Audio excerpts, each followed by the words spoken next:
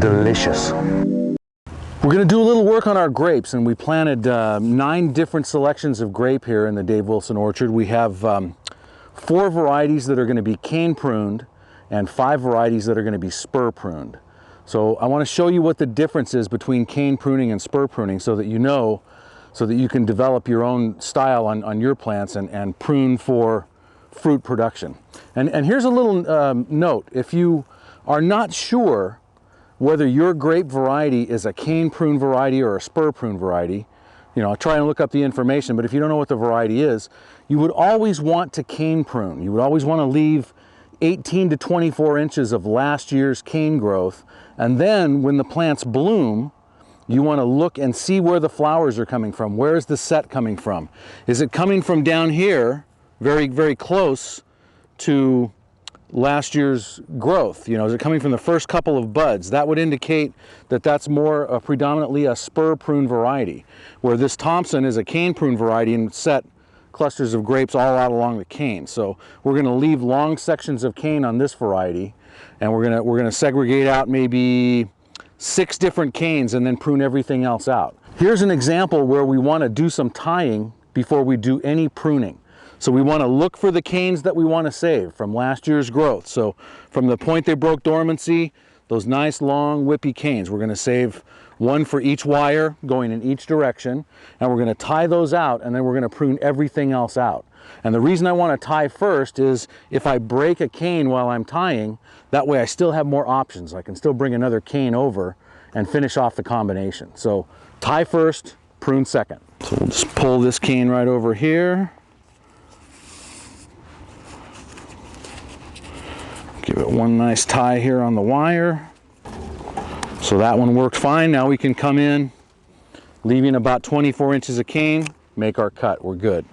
Let's look at the second option here. I like this one. So I'm going to bring this one down to the wire. I'm going to make my first tie right here. I'm going to make my second tie out a little bit further. And we're going to make another cut right there. Lots of canes going this way, only one that's really going to work to go up for us. So let's get that one worked out right now. Really like this green nursery tie tape. It's not like a wire or a cable or something. It's not going to girdle the wood itself. It's not going to cut into the wood, and it's real easy to work with. It's real easy to cut out, you know, whatever you don't need and make changes. You can always cut this off and get rid of this cane later on, and that tie is real easy to work with.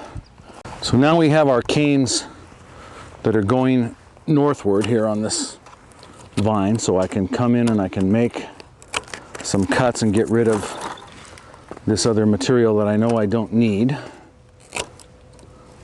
You don't have to be real tight. All you want to do is get them secured to the wire so that you can grow your flowering wood and your structure off of this. It doesn't really have to hold the weight of the whole vine. All you're doing is using the tape to put these into place and get them secured so that they're not going to move around on you. And you know, this gives you this nice balance. It gives you the, you know, a balance of where the canes are located, and it gives you a nice air movement and aeration of airflow through here. So everything is balanced and set up really well, and just does well because of all the light and the space around it. Now, like we talked about earlier, the dormancy break this year is going to be early. We're looking at probably somewhere between 2 and 4 weeks earlier than normal. When grapes start to break dormancy and you prune them, even before the foliage has come out, they will secrete sap, and they'll bleed. They'll put out a lot of material, and they'll drip a lot of sap. So you want to make sure you do this now while the vines are still completely dormant. With dormancy break being early this year, you may have a very short window to get your grapes pruned. So I would recommend, especially if you're in a desert area or in Southern California where it's warmer than here in Central and Northern California, get it done as soon as possible. Okay, this monster vine is a variety called Black Manuka. Black Manuka is a dark, seedless European table grape, and it is a variety that you can either spur prune or cane prune. So we've got lots of really nice spur wood on it, so I'm going to choose to spur prune it this year. It's pretty well balanced out already as far as where it's growing. So what we want to do at this point is come in and we're going to leave short spurs, 3 buds, 1, 2, 3, and cut. Down here in the dark, we're going to open it up a little bit, take some of the smaller growth out. Here's another one. Here's a nice one. 1, 2, 3, cut. Same right here. 1, 2, 3, and cut. 1, 2, 3, and cut. So we're leaving short spurs with 3 buds. The spurs are going to be anywhere from about 3 to 6 inches long. And we don't need 100. We don't need every one of these. So we're going to do some thinning along with it. We're going to take out the weaker ones. We're going to take out the ones that are growing in a direction that we really don't like very well. And we're going to favor the balanced spurs that are growing in the right direction. Here we've got a lot of mishmash up here, so we'll take some out from the bottom. So we're making sure to leave these nice spur initiations. Actually way too much growth here, so I'm going to take that big section out. Now grapevines left unstructured and unpruned will take over your entire backyard, so don't make that mistake. Make sure that you keep your vines well managed, and you'll always have a nice looking vine that's easy to deal with, and you'll always have a good crop of grapes. So we're going to check these about midway to the next plant.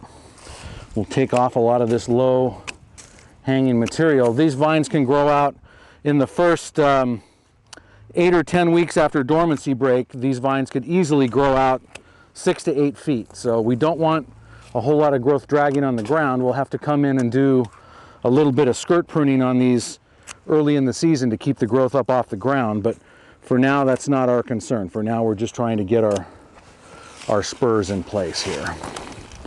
Again, weak growth out, prominent growth. This one's actually bending over to the other direction, so we'll leave it.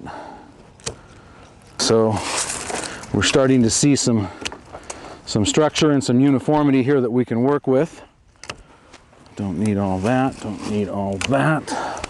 Open this up, open that up. I'm going to check right here, I'm going to check right here.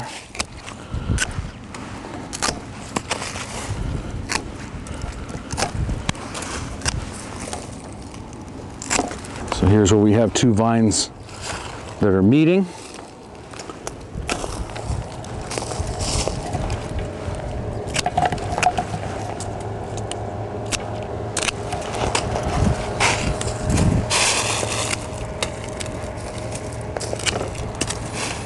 Nice, well balanced, plenty of fruiting wood. So we have our structure already set, so every year we're going to get new growth from where these spur initiations are, and every year we can take out the older spurs and reinitiate newer spurs with our winter pruning. So we'll have good crop of grapes every year.